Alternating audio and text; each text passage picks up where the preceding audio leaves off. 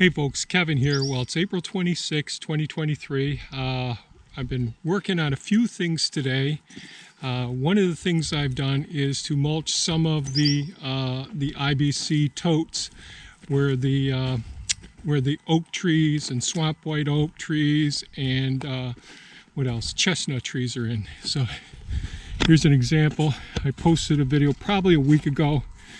And so now we've got it mulched on top of the compost material here that's going to have weed seeds in it and all. And the soil below these consists of some of the material that we took out of the rain gutter gardens when we took those out.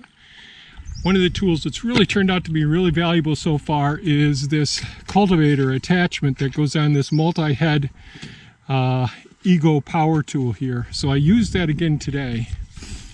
And I'll be doing a full review on it at some point in time, and I wish I had filmed using it today, but it cuts down and it gets into those tight places, and I haven't even used it yet for the places that I intended on using it, which is the paths between the permanent raised beds in the gardens. But it just cuts through all the weeds and grass and rocks and all. I picked up all that stuff and raked it out some. But one of the things I've got to do is I want to put, this is where the rain gutter was, the rain gutter garden, and there used to be the fencing going right around it here that I put in last year. And so one of the things I want to do is get this area prepped, and it's pretty darn close now, for laying down a weed mat and then putting the IBC totes and then putting fencing around it so that the deer don't munch on those trees and all. But since I've got to get some mulch up to these beds right here, so yesterday, I think it was yesterday, I transplanted the strawberries here in the central line, and I put a few more of the offshoots, some of the main stems that broke off of the thornless blackberries, so blackberry plants. So what I'm going to do is I'm going to go take Mini-Me out back, grab some mulch, and just lay some mulch in here. I'll be careful not to put anything on top of. We don't want to cover up the root crown